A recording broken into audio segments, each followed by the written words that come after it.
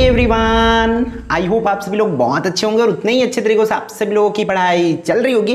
तो भाई इस वीडियो में हम क्या देखने वाले, विज्ञान की प्रैक्टिस सेट को, जिससे आपकी जो तैयारी है बहुत अच्छे से हो पाए। ठीक है, यकीन मानो अगर आप हमारे प्रीवियस वीडियो से प्रिपेयर कर लिए होंगे ना, तो आपका जो है मैं बोलता हूँ कि 45 to 55 marks, minimum 45 to 55 marks जो है सिक्योर हो गया वहां से, अगर आप मैथ्स की और सृष्टि की कर लिए तो। बट इसकी बात करूं तो इसकी वेटेज कितनी है, क्योंकि आपको वो चीजें चाहिए, क्योंकि अभी आपको टाइम वेस्ट बिल्कुल भी नहीं करना, आपको सटीक चीजों से प्रिपेयर करना है। तो अगर आप इसमें से करते हो तो, क्योंकि साइंस में आपको पता है कि क्वेश्चन छोटे छोटे आते, कंफर्म नहीं होते, फिर भी हमने कोशिश की लगभग इसमें से आपका लगभग बोला जाए तो 40 to 50 मार्क्स, 40 से 50 नंबर कि क्वेश्चंस आपका फंस सके, इस लेवल के क्वेश्चंस इसको प्रिपेयर किया। क्योंकि हम इतना कम इसलिए बोल रहे हैं क्योंकि कुछ क्वेश्चंस जो है कंफर्म नहीं होती और नंबर ऑफ इंपॉर्टेंट क्वेश्चंस बहुत ज्यादा होते हैं, है ना। इसलिए चीजों को आपको समझना पड़ेगा। आपको तीनों सेट प्रिपेयर करते हो तो डेफिनेटली आपकी जो तैयारी है पूरी तरीके से हो जाती है, क्योंकि हम तीनों को आपको बता दिए कि किस वे पे प्रोवाइड कर रहे हैं। तो डेफिनेटली आपकी तैयारी बहुत अच्छे से होने वाली है।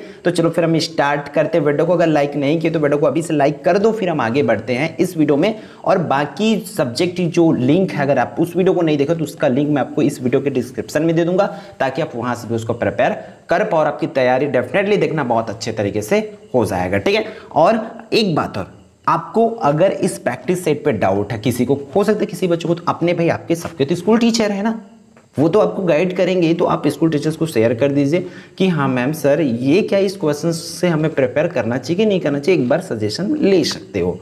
ठीक है, बट मेरे पॉइंट ऑफ व्यू से जो बच्चे हम पर ट्रस्ट करते हैं डेफिनेटली उनकी अच्छी आने वाली है, क्योंकि आपको इसी वे पे ही आपको क्वेश्चंस बोर्ड एग्जाम में देखने को मिलेगा। तो 75 मार्क्स के लिए कंप्लीट बताने वाला है, तो वीडियो को बहुत ध्यान से अंत तक देखना। जो भी निर्देश है उसको भली बात आप पढ़ लेंगे, क्योंकि उसमें कौन सी क्वेश्चन जो कितने मार्क्स होता है यही सब बताया रहता है। तो फर्स्ट क्वेश्चन आपकी स्क्रीन पर आएगी, सही विकल्प चुनकर लिखे। तो इसके आंसर्स में भी मैं आपको बताते चलूंगा, जैसे कि आधुनिक आवर्त नियम प्रतिपादित कौन किए, तो ये सबको पता है भाई कौन, मोस्टली ने किए, तो मोस्टली हो जाएगा। ठीक है, तो इंग्लिश मीडियम वाले बच्चों के लिए भी कोई डाउट नहीं होने वाली, क्योंकि उनके लिए भी हमने मेहनत करके आपको नीचे में इंग्लिश के लिए प्रोवाइड करा दी है। ठीक है, तो वो इंग्लिश मीडियम के बच्चे भी रिफर करते चलेंगे। नेक्स्ट क्वेश्चन, अधातुओं के ऑक्साइड की प्रकृति होते हैं, उदासीन, क्षारीय, अम्लीय, इनमें से कोई नहीं। तो आपको बता दूं, जो अधातु के ऑक्साइड है उसकी प्रकृति की बात करें तो वो क्या होते हैं भाई, अम्लीय प्रकृति के होते हैं, मीन्स एसिडिक नेचर के वो होते हैं। क्लियर है। फिर थर्ड क्वेश्चन की अगर बात करें तो विरंजक चूड़ को वायु में खुला छोड़ देंगे तो उससे कौन सी गैस बाहर निकलती है, तो वहां से भी आपको याद रखना है कि क्लोरीन गैस जो है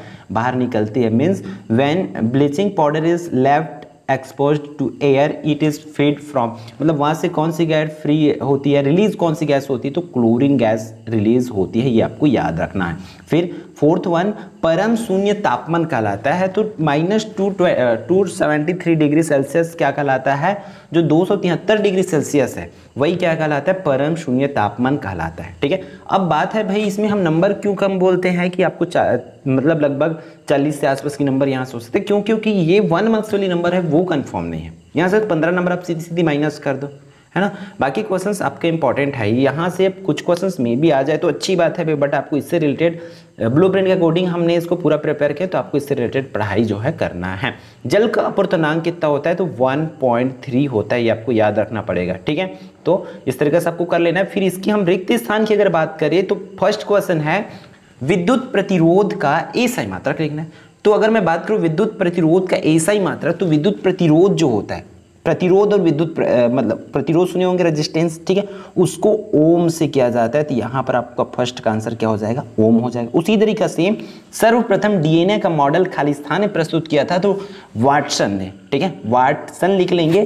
फिर थर्ड, पीयूष ग्रंथि को और क्या कहा जाता है आपको पता है, ठीक है, मास्टर ग्रंथि के नाम से भी।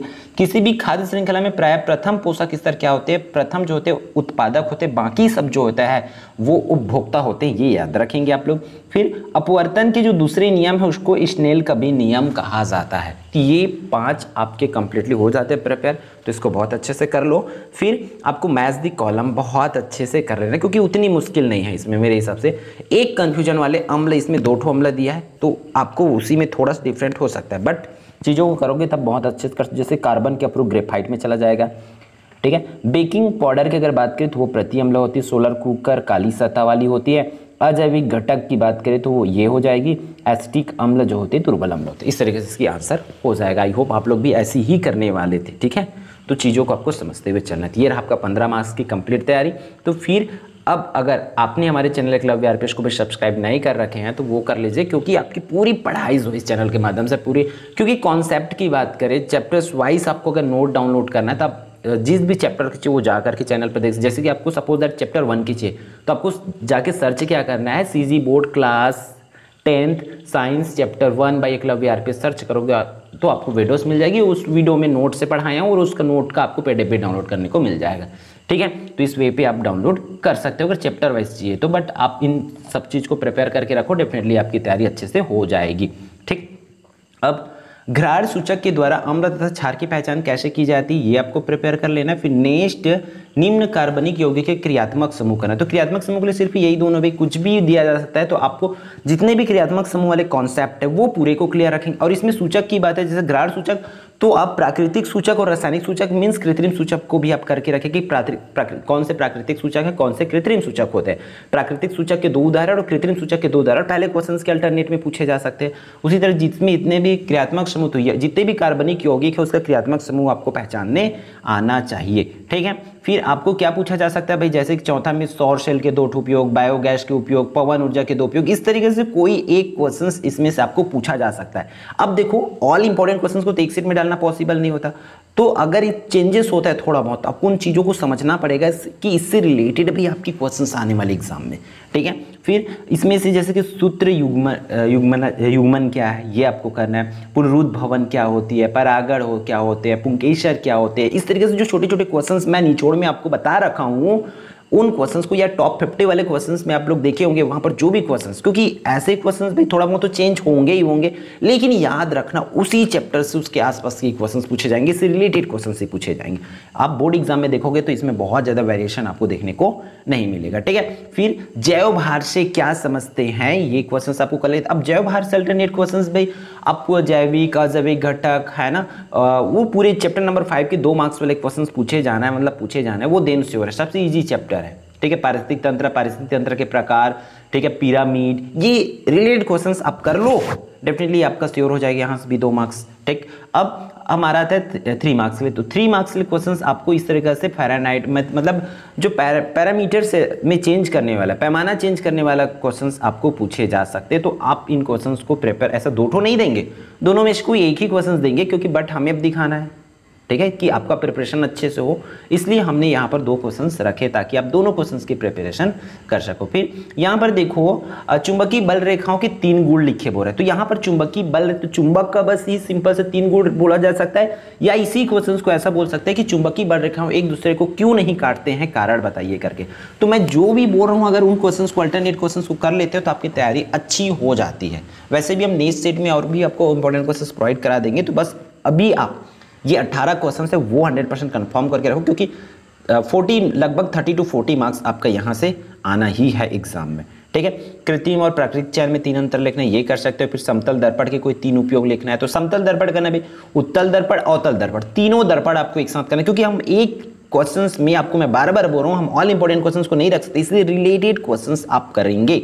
ठीक है, फिर 4 मार्क्स अगर स्टार्ट होता है तो देखो 4 मार्क्स के लिए बहुत इजी क्वेश्चन पूछेंगे, जैसे जूली ने 5 विलियन ABCDE की सर्वाधिक सूचक से जांच की जिसका pH मान इस तरीके से, तब आप इसको बताना है कि दुर्बल अम्ल कौन सा है, दुर्बल क्षार कौन सा है, प्रबल अम्ल, प्रबल क्षार, उदासीन कौन सा है, आपको बताना है। एक एक ठो बताओगे या इसमें से आपको सीधा सीधा 4 मार्क्स कंफर्म हो जाएगा। इसकी और की बात करें तो भाई और में इस तरीके से क्वेश्चन पूछ रखे हैं हमें, एक तत्व का इलेक्ट्रॉनिक विन्यास इतना है, इलेक्ट्रॉनिक विन्यास बता दिए कि 2 8 7 है, तब उसकी संयोजकता बताना है, कौन से समूह का होगा, कौन से आवर्त का होगा, ये बताना है, फिर फाइनली उसकी आपको नाम बता देना। ठीक है, तो सिमिलरली इंग्लिश मीडियम वाले हमारे स्टूडेंट यहाँ से रिफर कर लेंगे क्वेश्चंस को, और इसकी आंसर्स आपको अच्छे से कर लेना है, इसमें ये कंफर्म क्वेश्चंस मान के चलो इस चैप्टर का। ठीक है, फिर यहाँ से आपको ये वाली चैप्टर से 4 मार्क्स के लिए जो चैप्टर नंबर 16 और 17 की बात करें, ठीक है, तो यहाँ से आपको सबसे ज़्यादा लगेगा, क्योंकि इसमें आपको नंबर ऑफ क्वेश्चंस बहुत ज़्यादा है, नंबर ऑफ क्वेश्चंस जैसे कि उसकी कंफर्म टॉपिक इस चैप्टर में नहीं होती, तो बट जो क्वेश्चंस हम जैसे उस चैप्टर से 6 क्वेश्चंस आपको प्रोवाइड कराने वाले, तीनों सेट करके, तो 6 क्वेश्चंस कर लो, वहाँ से आपका 1 क्वेश्चंस पूछे जाएंगे। ठीक है, तो इन क्वेश्चंस को आपको बहुत अच्छे से करना है। ये तो है ही भाई कंफर्म कि जीवों के विकास के सिद्धांत के 4 बिंदु को वर्णन करें चैप्टर नंबर 1 का, फिर उसी तरीके से एक ही जाति व एक ही जनक में जीवों में समानता व विभिन्नता क्यों पाई जाती है, उसके कारण को आपको एक्सप्लेन करना है कि क्यों आखिर समानता और विभिन्नता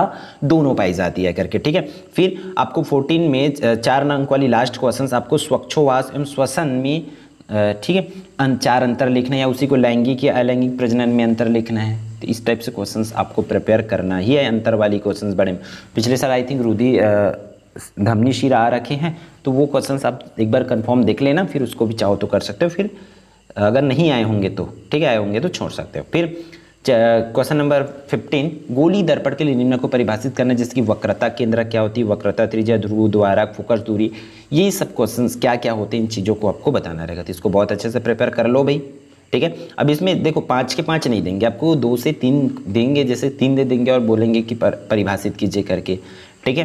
तो इन क्वेश्चंस को आप अच्छे से करोगे। फिर अथवा में इस तरीके से देते हैं जैसे पूर्ण आंतरिक परिवर्तन क्या है, अब हमें तोड़ करके भी दिया जाता है क्वेश्चंस, बहुत बड़ी क्वेश्चंस नहीं दिया जाता, ठीक है। 2.5 मार्क्स करके इस तरीके से तोड़ देते हैं।